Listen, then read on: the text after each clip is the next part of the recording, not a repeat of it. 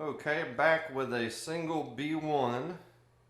Same setup. I've got the levels set the same. So this will give you an idea of what a single B1 sounds like with a pair of S1 Pros.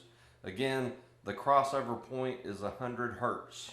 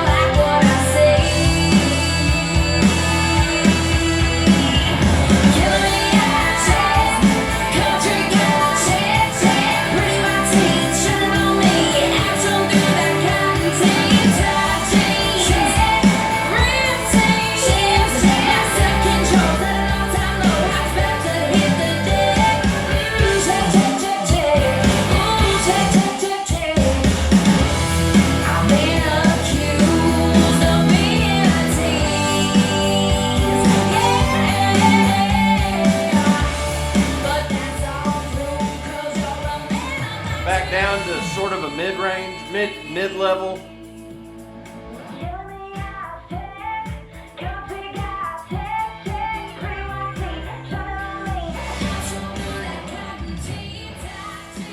Back down to a background music level. As you can tell, a single B1, there is a big difference between 1 and 2 B1s. And I think 2 B1s is definitely usable. But by the time you buy 2 B1s and a Packlite amp, if you get them used, you're looking at maybe $300 for a pair of the B1s and $300 for a Packlite amp. So you're at $600 versus a single sub 1 at $800. I think it's a no-brainer to go with the sub 1. Number one, it has crossover settings that are meant to operate with a pair of S1 Pros or a single S1 Pro and two sub 1s. So and to me it sounds better. It's got more oomph, definitely more power. When I drove that system up to the level that I brought the system with the B1s, it wasn't even touching red. It wasn't clipping even a little bit. And this one, the Packlite amp, was really clipping almost continuously once I hit that level.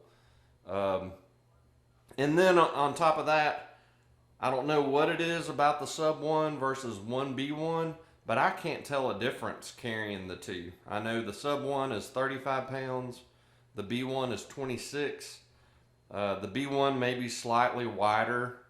I know you gotta dip down a little lower to pick it up, but carrying the sub 1 to me feels almost the same as carrying a single B1.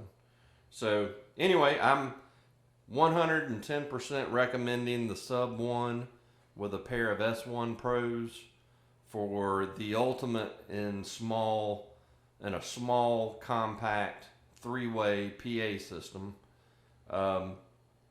You don't need any kind of fancy crossover or mixer to use with it.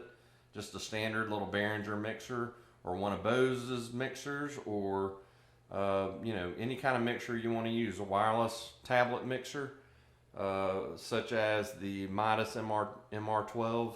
It works awesome, just great with it. And then you've got the flexibility to where you could take either S1 Pro or both.